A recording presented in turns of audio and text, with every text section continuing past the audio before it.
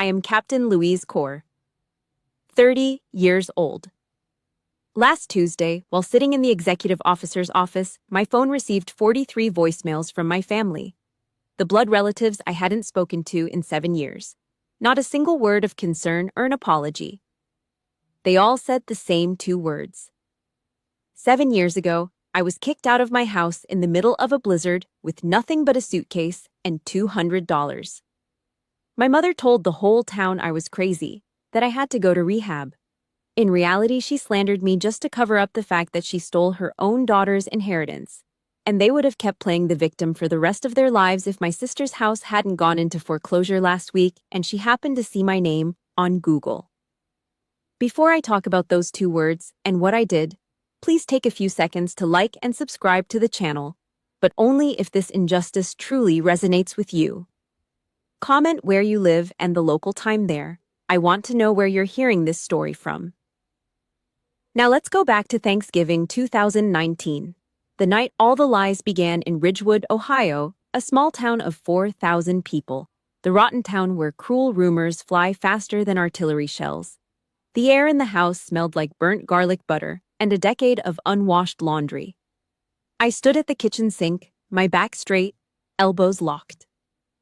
Steam from the scalding water hit my face, but I didn't flinch. I had 2 jobs and 3 hours of sleep in my system, yet here I was, peeling 5 pounds of potatoes for people who didn't even know my middle name. My hands were raw, the skin red and weeping around the nails from the industrial soap I used at the diner. In the dining room, the silver clinked against the porcelain. It was a sharp, aggressive sound, like a countdown. To Meredith, my mother Diane chirped. I heard the liquid hiss of cheap champagne pouring into glasses. Our very own insurance manager, a true professional, a daughter who makes this family proud. I walked into the dining room to set down the bowl of mashed potatoes. The contrast hit me like a physical blow. Meredith sat there, her hair perfectly blown out, glowing under the yellow dining light. She was checking her new Michael Kors watch, a gold-plated monstrosity that caught the light and threw it back in my eyes. I looked at my own hands, cracked, gray with exhaustion.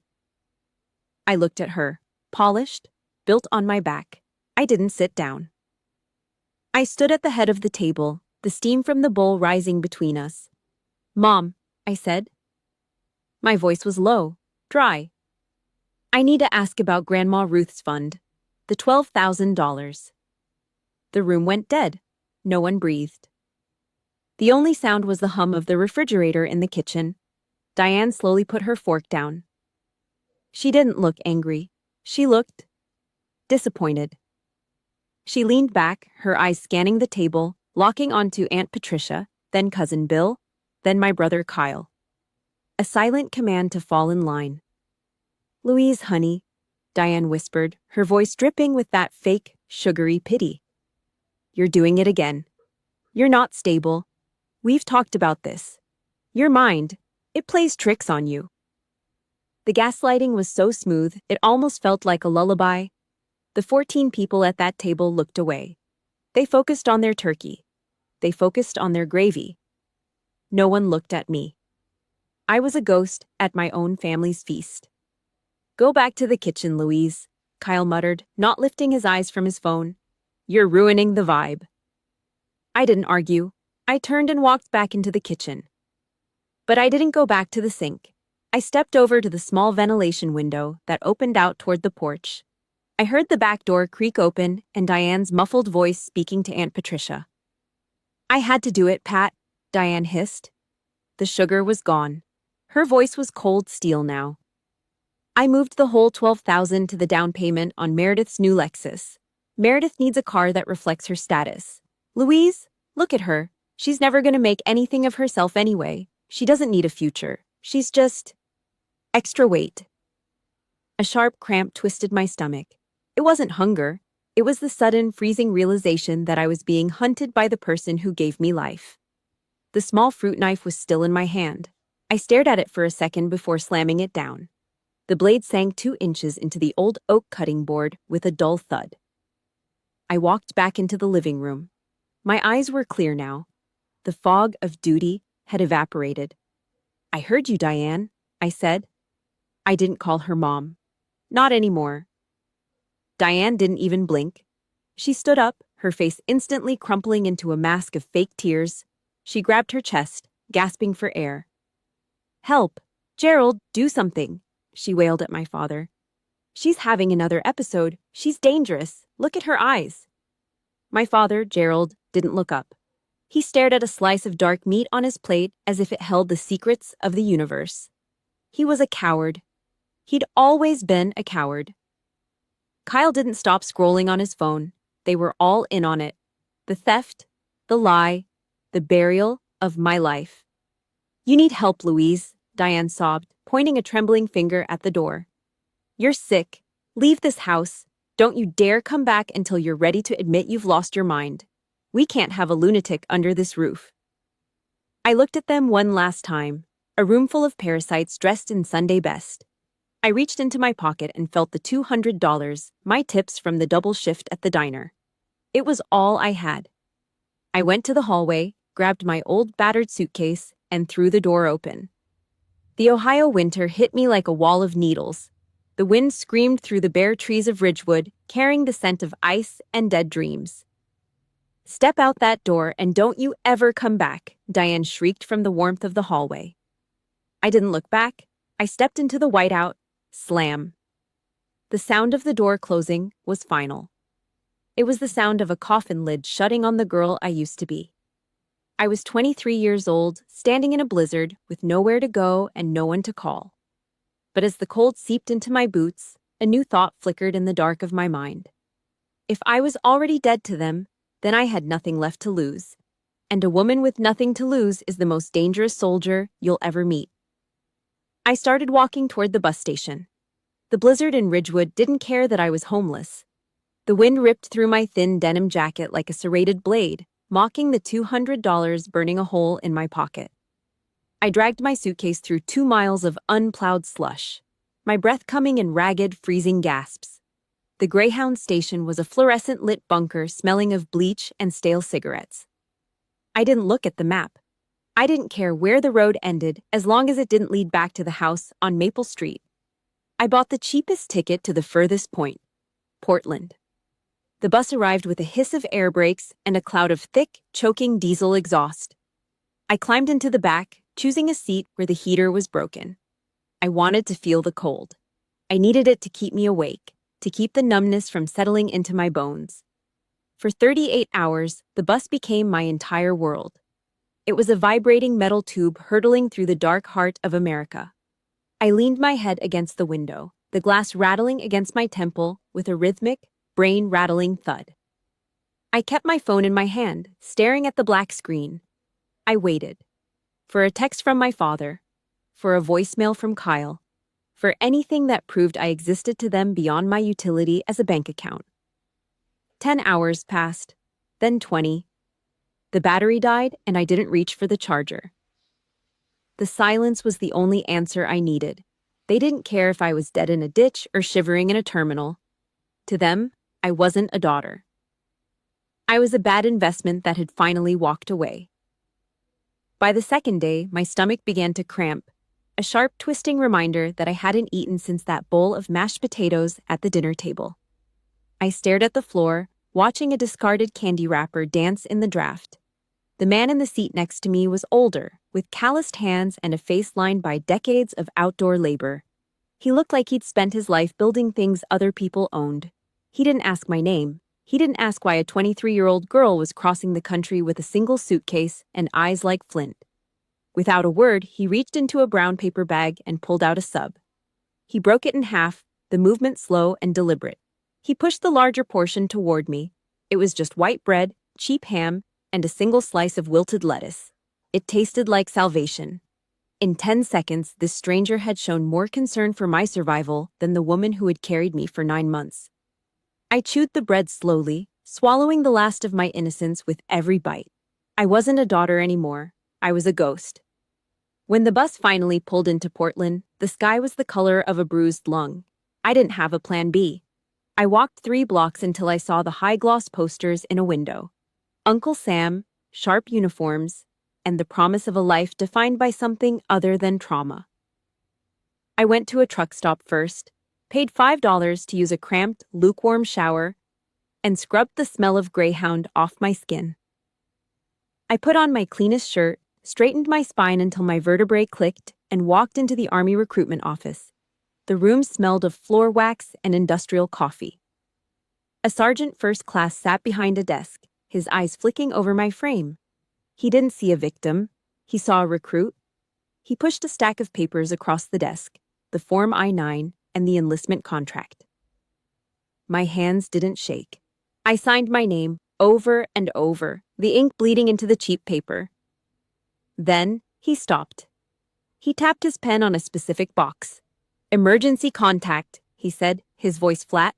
"Next of kin for death benefits or missing in action. You left it blank."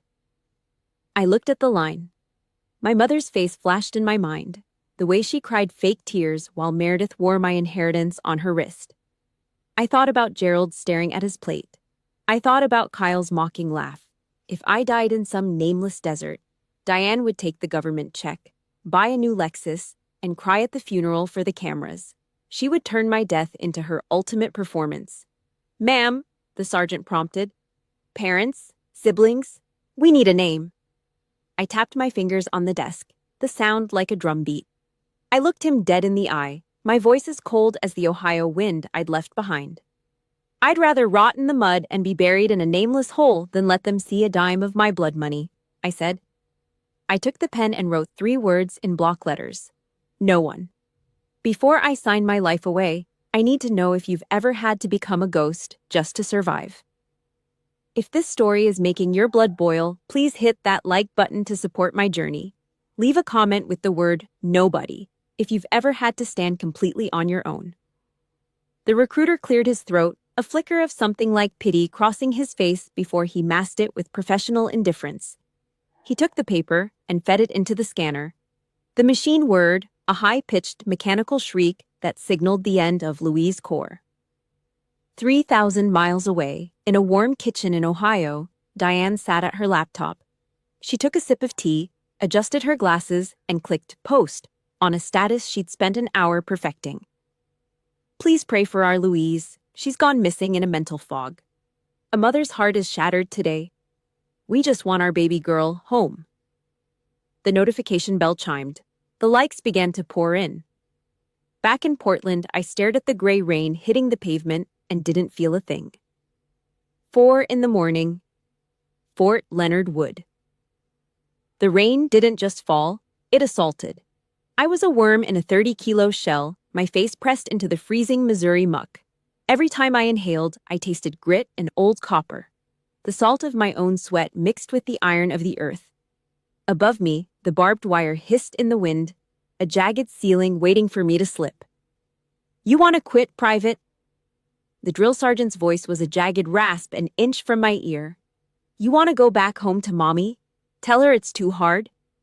My knees were raw, the skin shredded against the hidden rocks in the trench. I didn't answer. I didn't have the breath for it. I dug my fingers into the slime and hauled my body forward another 6 inches. Every insult Diane had ever screamed at me, every time she'd called me a worthless junkie or a lunatic, I fed those words into my furnace. I used them to fuel the crawl. The squelch of the mud under my boots was the sound of her lies being crushed. I wasn't Louise the victim anymore. I was a weapon in the making. 300 miles away, the air in Ridgewood, Ohio, smelled like lavender room spray and rot. Kyle was sprawled on the floral sofa, the one I used to vacuum until my back ached. He didn't have a job, but his thumbs were busy. He adjusted the pillow behind his head and typed a tweet that made my skin crawl from half a state away. "Family is everything. Anyone who walks away from blood is nothing but trash. Hashtag family first." In the kitchen, Diane was busy too. She wasn't cooking. She was at the desk, the printer humming as it spat out flyers for the Sunday service. She'd spent the morning crying in Pastor Briggs's office, her face a masterpiece of practiced grief. She told him I was in a high-security rehab facility out west. She told him she'd drained her retirement to pay for the treatments I so desperately needed. She wasn't just stealing my inheritance, she was harvesting the town's pity, turning my forced exile into her crown of thorns. She clicked the mouse, her eyes cold and predatory behind her reading glasses. She was making a killing on my ghost. I didn't know about the flyers then. I only knew about the weight of the rucksack and the burning in my lungs. By my 3rd year in the service, the mud was gone, replaced by the sterile, fluorescent hum of logistics. I wasn't just moving crates, I was moving data. I was staring at a procurement ledger when I saw it, a rounding error that had swallowed $50,000 over 6 months. Most people would have ignored it. I lived for the details. I lived for the things people tried to hide. Colonel Margaret Hale didn't do pity. She was a woman built of gray stone and iron discipline. When she called me into her office, she didn't ask about my childhood. She didn't offer me a seat. She threw the ledger I'd flagged onto the desk. "You found this in 2 hours," she said. Her eyes were like radar, locking onto mine. "Why didn't you just file it and go to lunch like everyone else?" "Because the numbers are wrong, ma'am," I said. I stood at a perfect attention, my heels locked, my eyes on the wall behind her. And I don't tolerate wrong. Hale didn't smile. She just nodded once. It was the first time in 26 years someone had looked at my brain and seen something worth keeping.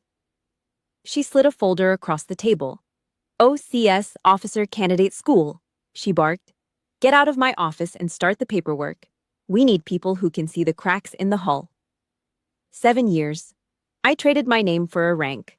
I traded my history for a uniform that didn't have a single loose thread.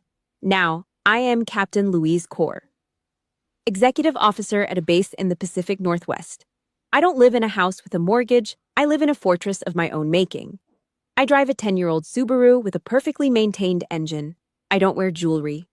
I wear a silver watch that keeps time to the millisecond. My office is a temple of order. Steel filing cabinets, secure lines, and an operating budget that would make Diane's head spin. I was sitting in my chair, the leather creaking slightly as I leaned back. I'd just finished signing off on a deployment order for 10,000 troops. My hands were steady. They weren't the cracked, soapy hands of the girl in the Ridgewood kitchen. They were the hands of a woman who decided who lived and who died on a battlefield. I reached into my desk and pulled out a small cedar box. It was the only thing I'd kept from my grandmother Ruth. I traced the grain of the wood, thinking about the $12,000 that had bought Meredith a Lexus she couldn't afford to gas up. I wondered if they still talked about me. I wondered if the lie was still profitable. Then, the phone on the desk buzzed. It wasn't the secure line. It was my personal cell. A number I hadn't changed in 7 years, kept active for a single, tactical reason. I wanted to be ready when the enemy finally ran out of ammo. The screen lit up. Area code 440. Ridgewood, Ohio. I didn't pick up. I just watched it. The vibration rattled against the wood, a frantic, desperate sound. They weren't calling because they missed me. They weren't calling because Diane had finally found her soul. They were calling because the bank was at the door, and they'd finally realized I was the only one who knew how to hold it shut. I let it ring until it stopped. Then I waited, 1 second, 2. The notification popped up. New voicemail. I leaned forward, my face reflected in the dark glass of the phone. I didn't feel anger. I didn't feel pain. I felt the cold, sharp satisfaction of an officer who had just watched the enemy walk right into the kill zone. The office was too quiet. Just the low, rhythmic rattle of the ventilation unit and the steam pipe knocking against the wall like a ghost trying to get in. I sat there, my spine pressed against the cold leather of the XO's chair. Outside, the gray Pacific Northwest rain turned the base into a watercolor smudge. On my desk, the phone sat like a live grenade. 43 voicemails. I reached out. My fingers were steady, the nails cut short, practical. I hit the speaker button. Louise, honey, it's Meredith. The voice was a wet, sticky mess of fake affection, the same voice that had called me a crazy junkie 7 years ago while she wore my inheritance on her wrist. "I saw your name online. Oh my God, a captain. We are so proud. Call me back, baby sister. I miss you so much. I didn't blink.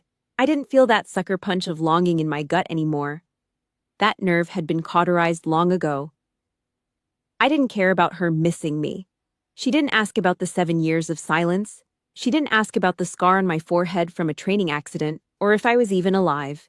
She just wanted a line of communication. Next message. My father, Gerald. The man who watched a stake during my exile. He sounded older, smaller. Hey Lou, it's your dad. Your mother says we should talk. Hope you're doing okay. He trailed off, the sound of his heavy, labored breathing filling the room before the beep cut him off. He was still a coward, still hiding behind Diane's skirt, still waiting for permission to be a father. Then Kyle, my little brother, the digital martyr. Look, Louise, I don't know what your problem is, but you need to answer. Mom's stressed. We're all stressed. Don't be a jerk. Call the house. I leaned back. The heater groaned, pushing out a gust of dry, dusty air. I took a sip of my coffee. It was black, cold, and bitter as a grudge. I let the messages play out like a surveillance tape. I wasn't a daughter listening to her family. I was a tactical officer analyzing an incoming threat. I opened my laptop. My hands moved with a practiced military precision. I didn't go to Facebook. I went to the public records portal for Ridgewood, Ohio. I was good at logistics. I knew how to follow the money, how to find the cracks in a supply line. It took me 10 minutes. There it was. Meredith's house, the one she'd bragged about, the one bought with the insurance money Diane had funneled her way, was listed in the foreclosure section, 6 months behind on the mortgage. The bank was circling like a shark that had caught the scent of blood in the water. I kept digging. Kyle's credit was a graveyard. Maxed out cards, 2 defaulted personal loans, and a legal notice for unpaid child support. And then there were my parents. Tax lines on the family home. Diane's church committee status didn't pay the bills, and Gerald's pension had clearly been bled dry by the golden children. They were sinking. The whole Cower empire was a leaking boat, and they had finally realized they'd kicked the only person who could swim overboard. They had Googled me. They saw captain. They saw executive officer. In their minds, they didn't see a woman who had bled and crawled through Missouri mud to earn every cent of her salary. They saw a government-backed ATM. They saw a perfect 780 credit score they could feast on. To them, I wasn't Louise. I was an asset to be liquidated. Message 43. The Queen herself. Diane's voice didn't have Meredith's honey or Gerald's stutter. It was flat, demanding. The voice of a woman who had never been told no and didn't plan on starting now. Louise, I know you're listening. I know you're sitting in that fancy office with your government check and your benefits. Your sister is about to lose her home. She has children, Louise. Real family. You have a duty to this house. You have a duty to me. I took care of you for 23 years, and now it's time to pay that debt. Call me back now. Don't make me come find you. She still thought I was that girl. The one with the soap scum hands and the bowed head. She thought she could still reach through the phone and wrap her fingers around my throat. She was wrong. She had knocked on the wrong door. I reached out and turned the phone off. I didn't block them. In the military, you don't always cut the wire. You leave the line open. You let the enemy talk. You let them give away their position, their desperation, their weakness. Silence isn't just a lack of noise, it's a tactical choice. It's a vacuum that draws the enemy out into the open. Radio silence. The phone started to vibrate again, dancing across the mahogany surface of my desk. I didn't look at it. I stood up now, my uniform crisp, the starch crackling slightly. I walked over to the heavy steel filing cabinet in the corner of the room. My boots made a solid, rhythmic sound on the floor. No hesitance, no doubt. I knelt down and unlocked the bottom drawer. It slid open with a metallic growl. I reached past the deployment files and the budget reports. At the very back, hidden under a stack of old requisition forms, was the small cedar box. I pulled it out. The smell of old wood and dried lavender hit me. It was the only thing Diane hadn't managed to steal, mostly because she thought it was worthless junk. I sat on the floor, the cold concrete of the base underneath me, and ran my thumb over the grain of the lid. Diane said I owed her. She said I had a debt to pay. It was time to see what Grandmother Ruth had to say about that. I opened the lid. It was time to look at the evidence. It was time to find the truth that Diane had tried so hard to bury under 7 years of lies. I took a deep breath. The long game was over. The hunt had officially begun. The cedar box sat on my desk, smelling of old attics and secrets Diane couldn't quite reach. The rain drummed against the reinforced glass of my office, a relentless gray noise that matched the static in my head. I didn't use a letter opener. I used my thumb, tearing the yellowed envelope with a jagged, satisfying sound. Grandmother Ruth wasn't a woman of many words. She was a woman who knew the value of $1 and the price of a lie. The letter inside was dated October 2019. The ink was a faded, watery blue, but the message was a punch to the solar plexus. "Louise," it read, "you don't owe this family your life. You don't owe them your soul. Your future is in account 409. Don't let your mother see this." I stared at the numbers. $12,000. That was my ticket out. My college fund. My breathing space. 6 months ago, I'd hired a private investigator out of Cleveland to follow the paper trail Diane had tried so hard to burn. The report sat at the bottom of the box, heavy and cold. I pulled out the first attachment, an email from Aunt Patricia. Her conscience had finally hit its expiration date. She'd sent a PDF of a bank statement from November 2019. Account 409 had been drained, wiped clean. The recipient wasn't a college or a landlord. It was Ridgewood Motors. The buyer, Meredith Kaur.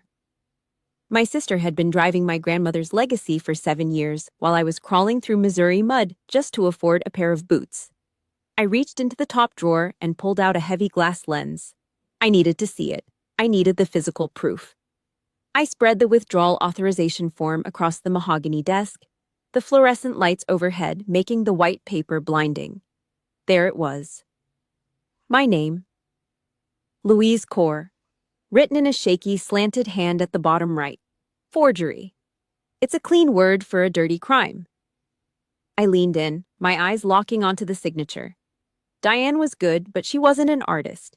She had that specific, arrogant hook on the tail of the capital K. A flourish she used when she felt she was winning. It was the same K she used to sign her church committee notes. She hadn't just stolen the money. She'd sat at that kitchen table, probably drinking her cheap tea, and practiced my name until she could kill my future with a single stroke of a pen. The realization hit me like a tactical strike. She hadn't called me unstable and mentally ill just to hurt my feelings. She did it to build a legal fortress. If I were officially crazy, my word meant nothing. If I were a junkie in rehab, no cop in Ohio would listen to me talk about bank fraud. She had buried me alive in a coffin of rumors so she could buy Meredith a Lexus. She turned the whole town into her accomplices, making them pray for my recovery while she cashed the checks. I felt a cold, sharp stillness settle over me. It wasn't anger. Anger is hot and messy. This was iron. This was a mission profile. I stood up, my uniform crisp, every button a brass eye watching the room. I walked to the window and looked out at the base. 7 years I'd spent running. 7 years I'd spent thinking I was the problem. Diane hadn't just taken the money, she'd taken my peace. She'd forced me into a war I didn't know I was fighting. A sharp knock at the door broke the silence. "Enter," I barked. My voice was steady, the XO voice that made lieutenants sweat. Colonel Margaret Hale pushed the door open. She didn't look at the box or the papers. She didn't need to. She held a steaming mug of black coffee in one hand and a thick ivory envelope in the other. She dropped it on my desk. "This just came through the command office," Hale said. Her voice was like gravel under a heavy tread. "The veterans of foreign wars in your hometown are throwing a massive community fundraiser next month. They're looking for a keynote speaker, a success story, someone who wears the uniform and knows where they came from." I didn't move. I looked down at the glossy flyer that had slid out of the envelope. It was a high-budget production, all red, white, and blue, screaming about Ridgewood pride. My eyes tracked down to the bottom of the page, to the list of organizers. There it was, printed in a bold, arrogant font that seemed to sneer at me from the page. Diane Corr, chairperson of the Community Outreach Committee. The enemy hadn't just opened the door, she'd invited me into the kill zone. She wanted a war hero to show off to her church friends, to prove what a good mother she was for saving me from my imaginary addiction. She had no idea that the girl she'd kicked out in the snow was gone. She was inviting a captain of the United States Army to her banquet, but she was going to get a court-martial. They specifically requested a representative from the Pacific Northwest Command, Hale added, her eyes narrowing as she watched my face. You want it, Louise? Or should I send Miller? I looked at the forged signature on the desk, then back at Diane's name on the flyer. I felt the edge of a smile touch my lips, a thin, sharp line that didn't reach my eyes. I didn't hesitate. I didn't need to check my calendar. No, ma'am, I said, my voice dropping an octave, cold and final. Send me. It's time I went home and settled the bill. The blue light of the monitor was the only thing cutting through the dimness of my office, casting shadows against the steel cabinets. It was 2000 hours. The base was settling into its nighttime hum, the rumble of a Humvee and rain on the roof. My phone, lying face up on the mahogany desk, buzzed with a relentless energy. Notifications. I didn't pick it up. I just watched it dance across the wood until the screen went dark. I finally clicked the link on my laptop. Kyle had finally pulled the trigger. He wasn't subtle. He was a small-town bully with a smartphone and a grudge, hiding behind a screen. There it was. A public Facebook post, shared 42 times in 2 hours. There are some people who wear high-ranking uniforms but forget where they came from, it began. It was passive-aggressive bile, written in that blue-collar martyr tone he'd perfected. He talked about family duty and leaving a sister to lose her home while playing war games in the woods. He painted me as a cold, heartless machine. He ended it with a hashtag that made my stomach turn. Hashtag family first. Below it, the digital vultures were already circling. Old neighbors and high school teachers were piling on. So sad, one wrote. Diane raised her better than that. Then Diane's profile commented, I'm still praying for her. A mother never stops loving. I stared at the screen. I didn't feel the old sting. I didn't reach for the phone to call him a liar. I didn't type a defense. That's what they wanted. They wanted a mud fight in the town square. They wanted me to look unhinged to prove Diane's 7-year-old lie that I was unstable. But I wasn't that girl from the kitchen anymore. I was a captain. I understood tactical advantages. My hand was steady as I hit the print screen shortcut. Save. I moved the file into a folder I'd labeled Operational Target Assets. Every lie, every public shaming, every veiled threat was just more ammo for the barrage I was about to drop on Ridgewood. They thought they were isolating me. They didn't realize they were documenting their own fraud. I shut the laptop with a metallic snap. The silence of the base felt cleaner than the air back in Ohio. I walked down to the mess hall. The air inside was thick with industrial floor wax and the salty steam of beef stew. Humming fluorescent lights flickered with a faint, greenish tint. It was noisy. Steel trays clattered. Heavy boots stomped on the linoleum. It was a rough, honest sound. No one here was pretending. I sat at a corner table. A tray slid into the spot across from me with a loud clack. Jess, a logistics sergeant with short-cropped hair and a grease stain on her left thumb, didn't ask for permission. Miller, a mountain of a man with silvering hair and eyes that had seen too many desert suns, sat next to her. You're quiet today, ma'am, Jess said. She didn't stand on ceremony. She just looked at my face, her eyes narrowing. She reached into her pocket, pulled out a half-empty bottle of Cholula, and slid it across the table. It was the good stuff. Rough day? Miller asked. He was chewing on a piece of dry bread, his voice a low rumble. Going home this weekend, I said. Jess hicked her shoulder. Ohio, right? The big fundraiser? Yeah. Need backup? She asked. It wasn't a joke. She meant she'd take leave right now and watch my flank. Miller just nodded once, his eyes steady. I looked at them. None of us shared blood. But 7 years ago, when I was puking in the Missouri mud from exhaustion, Jess had carried my 30-kilo pack for the last 2 miles. When I'd failed my first land nav test, Miller had sat up with me until 3 in the morning with a map and a red flashlight. This wasn't ADN. This was choice. This was home. "I got this," I said. I took the hot sauce and poured it onto the bland stew. It burned. It was sharp. It felt like reality. Back in my quarters, the air was hot and smelled like starch. I had the ironing board set up in the center of the room. My dress blues lay across the bed like a silent witness. The wool was heavy, dark as a winter night. I picked up the iron. The steam hissed out in a hot white cloud. I ran the iron down the creases of the trousers. Sharp. Perfect. I didn't want a single stray thread. No wrinkle Diane could use to find a crack in my armor. I took a soft white cloth and brass polish. One by one, I cleaned the buttons. I wiped the dust off the ribbons, the ones I'd earned for service, for marksmanship, for not quitting. They weren't just decorations. They were receipts for every drop of sweat I'd shed while Meredith was driving that Lexus. I didn't pack a gun. I didn't need one.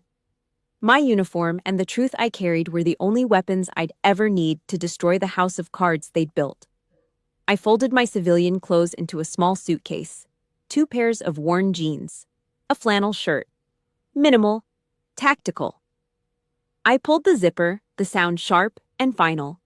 I stood in front of the mirror, my fingers steady as I fastened the final brass button of the jacket. I wasn't a daughter. I wasn't a lunatic.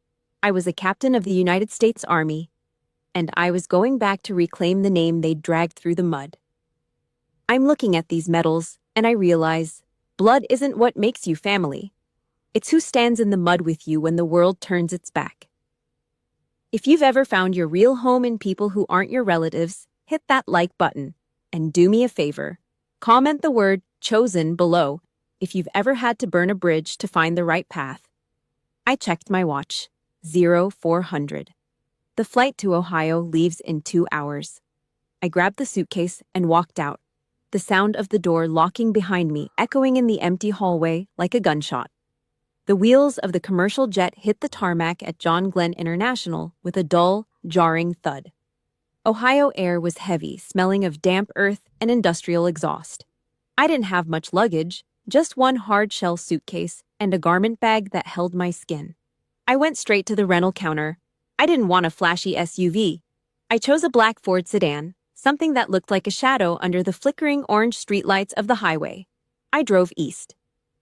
The further I got from the city, the more the landscape began to decay. Ridgewood wasn't a place people moved to. It was a place they got stuck in.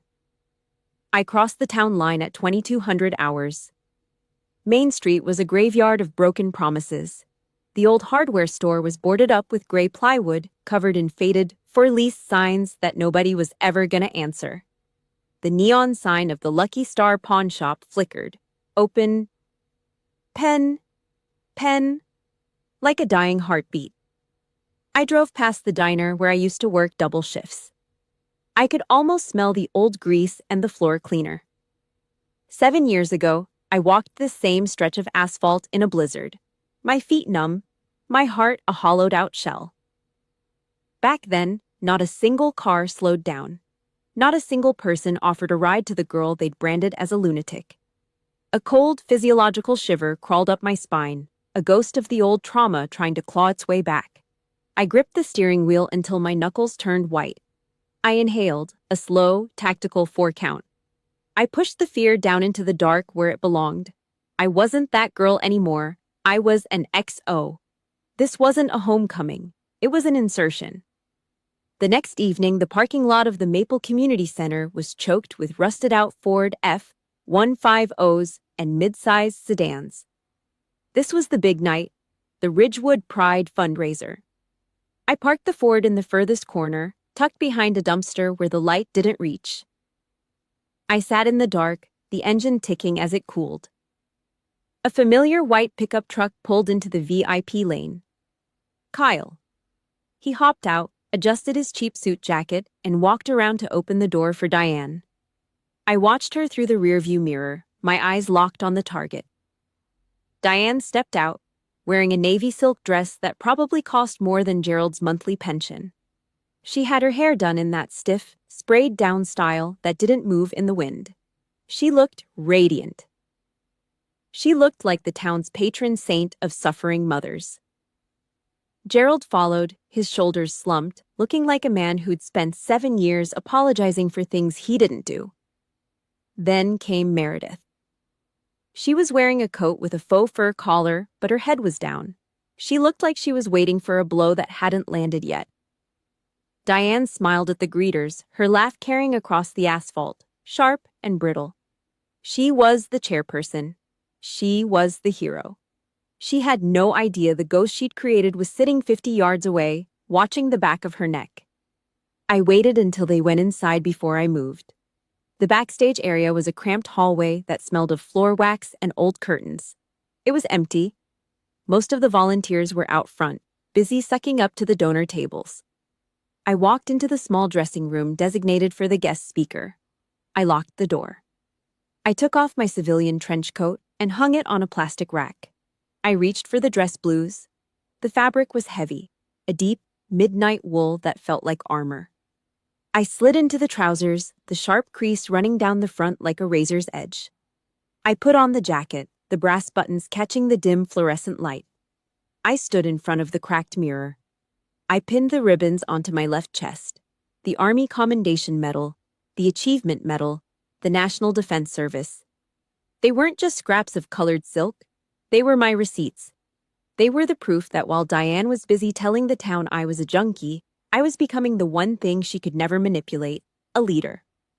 The gold oak leaves of a captain sat on my shoulders, heavy and solid. I straightened my cover, the brim low over my eyes. I looked at the woman in the mirror.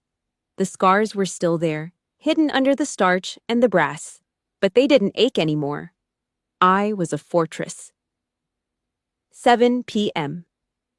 The muffled sound of 200 people clapping drifted through the heavy velvet curtains. I heard the clink of silverware against porcelain, the sound of a town feeding its own ego. I walked toward the stage wing. The air here was thick with the scent of dust and stage wax. Through a tiny slit in the red curtain, I saw table 1. Diane was sitting right in the center, a glass of Chardonnay in her hand, leaning in to whisper something into Aunt Patricia's ear. She looked so satisfied, so safe. Pastor Briggs stepped up to the podium. He tapped the microphone, the feedback whining through the speakers like a warning siren. "Ladies and gentlemen, please, your attention," Briggs boomed. "Tonight is about more than just money. It's about the spirit of Ridgewood. It's about the children we raise and the heroes they become. We are honored to have a guest with us tonight, a high-ranking officer who has come home to share what it means to serve." I stepped up to the very edge of the stage, my boots silent on the wooden floor. My heart rate didn't even skip. I felt the cold, sharp focus of a predator. "Please welcome," Briggs's voice rose, "Captain Louise Corr." I reached out and gripped the edge of the heavy red curtain. The light from the ballroom started to bleed through as the pulleys began to hum. The kill zone was open. The curtain pulleys groaned, a low, mechanical growl that sounded like a beast waking up after a long sleep. Then, the heavy red velvet split. The spotlight hit me instantly. It was blinding, white, and hot enough to make the starch in my high collar itch against my throat. I didn't squint. I didn't shield my eyes. I stepped out, the old floorboards of the Maple Community Center stage creaking under the weight of my polished black boots. 200 people sat in that dim ballroom. I felt the heat of their collective gaze. It was a sea of faces I'd known since I was a kid. Neighbors, teachers, the people who used to tip me a quarter at the diner. But they weren't looking at the girl who used to scrub their grease off the tables. They were looking at the midnight blue wool of the dress blue uniform. They were looking at the silver oak leaves of a captain catching the light. I scanned the room with the practiced precision of a tactical officer. Table 1 was right in the center, positioned for maximum visibility. Diane was there. Her hand was halfway to her mouth, a glass of Chardonnay trembling so hard the pale yellow wine was sloshing over the rim. Her face didn't just go pale, it turned the color of curdled milk. Across from her, Gerald fumbled with his water. I heard the sharp, frantic clatter of ice cubes hitting the floor and the splash of water soaking into his trousers. He didn't even reach for a napkin. He just stared at me, his mouth hanging open like a landed fish gasping for air. Meredith was right next to him. She wasn't glowing anymore. She looked small, hunched over. Her hand was clamped tight over her chest, right over the spot where her expensive watch was hidden under a silk sleeve. She looked like she was about to vomit in front of the whole town. The applause started. It was loud and rhythmic, the kind of hollow standing ovation people in small towns give when they want to feel patriotic. But as I reached the podium and adjusted the microphone, the sound began to rot. One by one, the hands stopped. The smiles curdled into confusion. The realization was spreading through the room like a gas leak in a basement. That's the core girl, the one who went crazy, the junkie daughter. I gripped the edges of the wooden lectern. I didn't have a speech written down. I didn't need one. The silence in the room was absolute now, the heavy, wet silence you find in a graveyard at 3 a.m. I could hear the whistle of Diane's shallow, panicked breathing from 20 feet away. "My name is Captain Louise Core," I said. My voice didn't shake. It was the voice I used to command a motor pool of 300 men in a desert storm. It was a hammer hitting a cold iron nail. 7 years ago, I stood on Main Street in the middle of a blizzard. I had a suitcase and $200 in my pocket. I didn't have a coat. And I didn't have a family. A soft, shocked murmur rippled through the back of the hall. I saw Aunt Patricia lean back, her eyes wide with a sudden, ugly realization. "Some of you in this room were told a story," I continued. I locked my eyes onto Diane. She was hunched over the table now, her fingers digging into the white linen tablecloth so hard I could see her knuckles turning white. Her manicured nails were snagging the fabric. "You were told I was unstable. You were told I was in a secure facility out west, getting help for a problem I never had. You were told I was a burden that this town's chairperson had to carry with a heavy heart and a mother's grace." I let the words hang. The feedback from the speakers hummed, a low, accusing drone that filled the gaps between heartbeats. Diane tried to stand up. Her knees buckled immediately, and she fell back into her chair with a muffled thud. She looked at the church ladies next to her, desperate for a hand to hold her up, but they were all staring at the stage. "The truth is," I said, my voice dropping an octave, becoming cold and surgical, "I wasn't in rehab. I was in a trench. I spent 7 years earning the right to wear this uniform while some people in this room were busy forging my signature on bank documents to buy a Lexus." A glass shattered under a table in the back. The sound was like a gunshot in the still air. "I run logistics for the United States Army," I said, leaning directly into the mic.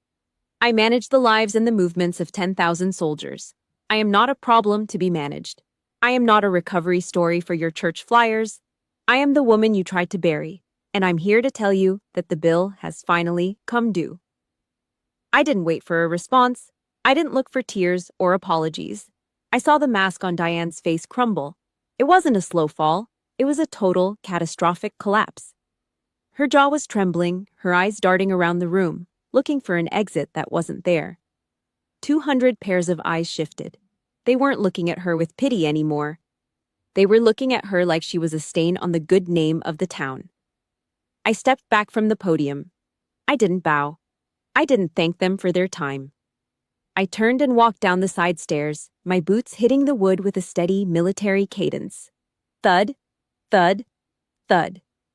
The crowd parted for me like I was a predator in a tank of minnows. I didn't go toward the back exit. I walked straight down the center aisle, my eyes fixed on table 1. Diane was shaking so hard her silverware was rattling against the china. Gerald was looking at the floor. Kyle was frozen, his phone still gripped in his hand, but he wasn't recording anymore. I stopped 2 feet from my mother. The smell of her expensive perfume was suffocating, mixing with the sharp, sour scent of the spilled Chardonnay. I leaned down, my face inches from hers.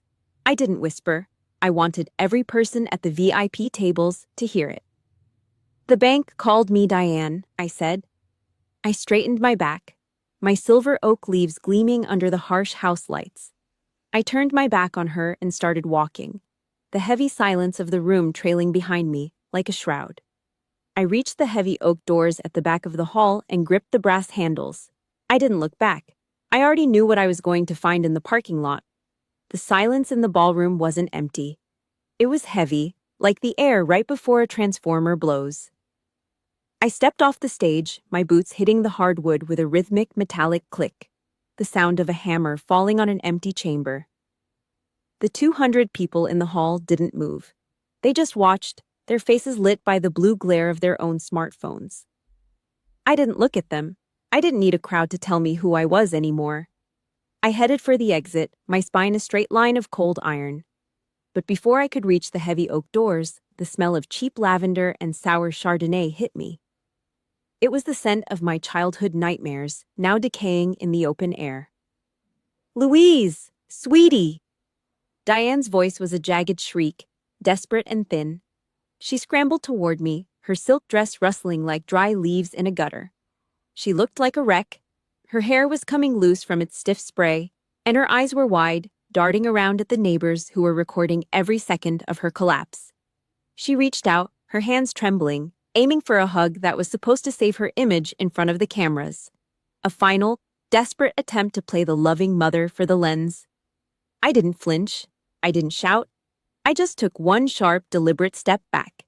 Exactly 36 inches. Standard military interval. Diane's arms hung in the air, grasping at nothing but the cold draft from the hallway. She looked like a broken marionette. The flashes from the phone strobed incessantly, catching the moment the town's saint was rejected by the ghost she'd tried to bury. The digital light was cold and unforgiving, exposing every wrinkle of her lies. "Don't," I said. The word was a scalpel. Cold. Precise. "Louise, please," Diane whispered, her voice dropping to a frantic hiss as she leaned in, her breath smelling of panic and wine. "Think about the family. We can fix this. Just tell them. Tell them it was a misunderstanding. Tell them you were confused. We'll go home. We'll have a talk. Just the four of us. Please, Louise, my reputation? The church fund." I looked at her. I didn't see a mother. I saw a bottom feeder trying to find a new vein to tap. She wasn't worried about my soul. She was worried about her social standing.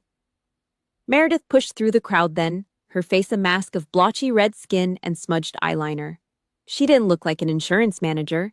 She looked like a gambler who just lost her last chip on a bad bet. "We need to talk about the house, Louise," Meredith stammered, her voice high and unstable. "The bank. They're coming on Monday. You have the money. You're a captain now. You have government benefits. You can't just let us starve while you're living high on the taxpayer's dime. It ain't right." Kyle was right behind her, his chest puffed out in that fake, small-town tough guy stance he'd used since high school. He was still holding his phone, but the screen was dark. He knew he'd lost the internet war, and the realization was turning his fear into a pathetic kind of rage. "You're really gonna do this?" Kyle spat, his voice cracking. "After everything Mom did for you, you're gonna walk out and leave us in the dirt? You're a real piece of work, Lou. Ungrateful trash. You think that uniform makes you better than us? You're still just the crazy girl we had to cover for." I didn't answer him. I didn't owe him a syllable. I turned my gaze back to Diane. She was leaning against a banquet table now, her fingers digging into the wood so hard the white linen was bunching under her nails. The motherly mask was gone. In its place was something raw and ugly, the face of a predator that had finally run out of territory. "I listened to the voicemails, Diane," I said. My voice was low, but it carried through the hush of the hall like a gunshot. 43 of them. I played them all on the flight over. I kept waiting for one word. Just one. Diane's eyes narrowed, the tears vanishing, replaced by a cold, calculating hardness. "What word?" "An apology," I said. A sharp, collective gasp went up from the women at table 2. The sound rippled through the hall, a wave of realization that Diane had been caught in the ultimate lie. Diane's jaw tightened. She didn't even try to fake it anymore. "I don't apologize to my own children," she hissed through gritted teeth. I gave you life. I fed you. I kept a roof over your head for 23 years. That's all the apology you're ever gonna get from me. Then you're not a mother, I said. You're just a debt collector who's out of luck. I leaned in closer, my face inches from hers. I wanted her to see the silver oak leaves on my shoulders. I wanted her to feel the weight of the 7 years she'd stolen from me, the years I'd spent bleeding and sweating while she lived on my grandmother's money. And here's your final notice, I whispered, loud enough for Meredith and Kyle to hear. The signature on Grandmother Ruth's $12,000 withdrawal. The one you forged in 2019. I have the forensic report from the bank's fraud department. I have the copies of the checks you funneled to Meredith's car dealer. The statute of limitations for identity theft and forgery in Ohio hasn't run out yet, Diane.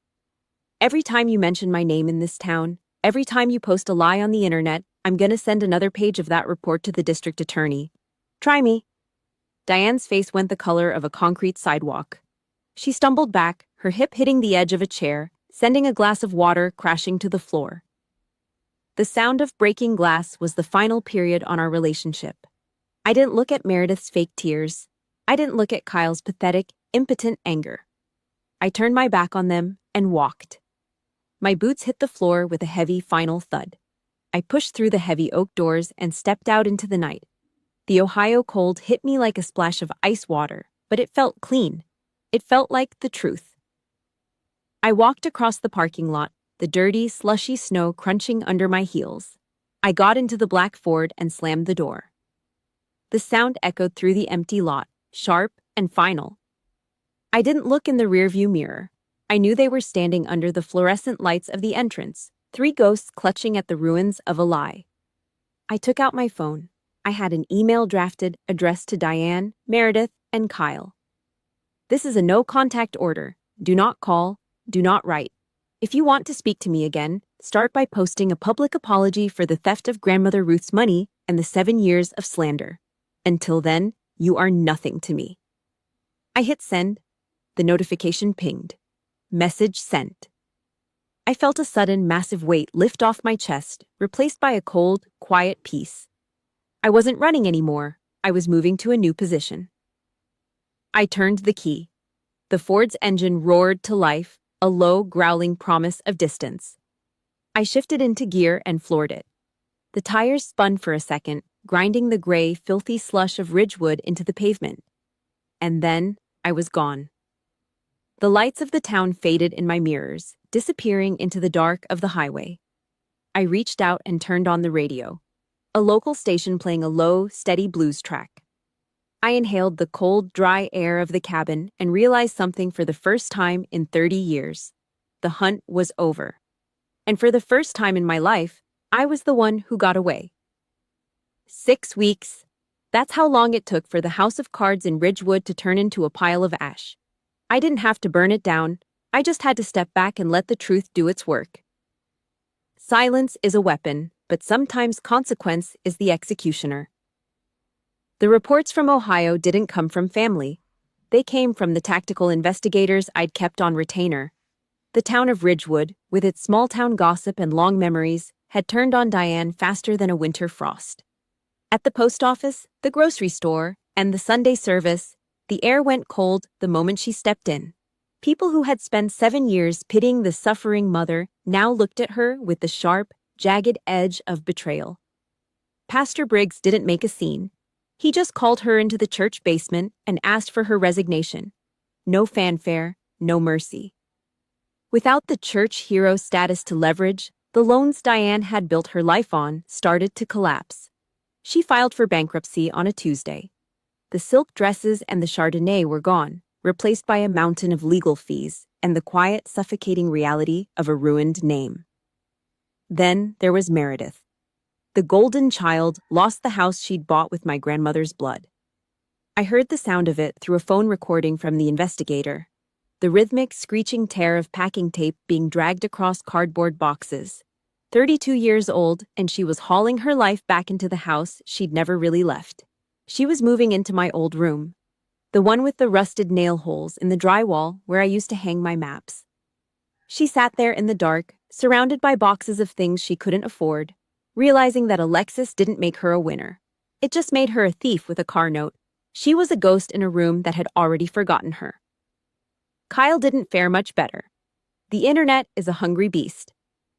When the local news ran a piece on the fundraiser scandal, his girlfriend Tara didn't wait for an explanation. She threw his gym bags and his gaming console onto the lawn. She told him she wouldn't marry a man who bullied his own sister to keep a lie alive. He was back on Diane's sofa now, his bravado replaced by the sour taste of a life he'd spent trying to be someone else's martyr.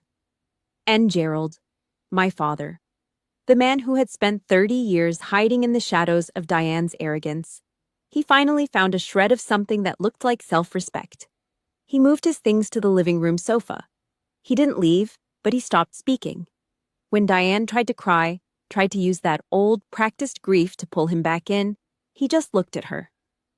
"You're done, Diane," he told her, his voice a dry rasp. "You drowned this house and you took us all down with you." A week later, a battered envelope with an Ohio postmark arrived at my office in the Pacific Northwest. I sat at my desk, the mahogany surface cool under my palms. I used a simple steel letter opener to slice the top. Inside was a single sheet of lined paper covered in Gerald's shaky, cramped handwriting. "I am sorry, Lou. I chose my own comfort over your safety. I watched them break you, and I didn't move a finger to stop it. I don't expect you to come home. I just wanted you to know that I know." The first apology in 30 years. I didn't cry. Tears were for the girl who lived in the basement. I didn't tear it up either. That would have been too much effort. I simply folded the paper, placed it in the bottom drawer of my filing cabinet, and turned the brass key. I'd answer him one day, maybe, but it would be on my terms, in my time. The debt was settled, but the interest on 7 years of silence was still high. I turned to my computer. On the screen was the homepage of a new website I'd funded with my own salary. The money I'd earned with every mile of Missouri mud and every hour of logistics planning. The Ruth Kaur Military Scholarship. I didn't use the $12,000 Diane had stolen. I used my own sweat. The scholarship was for new recruits who joined the service with no family, no backing, and nowhere else to go. At the top of the page was a photo of grandmother Ruth. She was smiling, her eyes bright and honest. She was the only one who deserved that name. Now, every time someone in Ohio Googled Kaur, they wouldn't find Diane's church flyers. They'd find a legacy of honor that had nothing to do with her. It was the ultimate silent strike. Sunday night in Portland. The rain was a soft, steady patter against the windows of my small apartment. It was quiet, but it wasn't the silence of a grave. It was the silence of a fortress. I walked to the kitchen and pulled a heavy ceramic dish of meatloaf out of the oven. The steam smelled of rosemary and garlic, rich and honest. I set the table, a rough second-hand wooden piece I'd bought at a flea market. It didn't match the chairs. It didn't have a silk tablecloth. But it was mine. Jess was already there, pouring glasses of a cheap, bold red wine. Colonel Hale was sitting on the mismatched sofa, debating a football score with Miller. They were loud.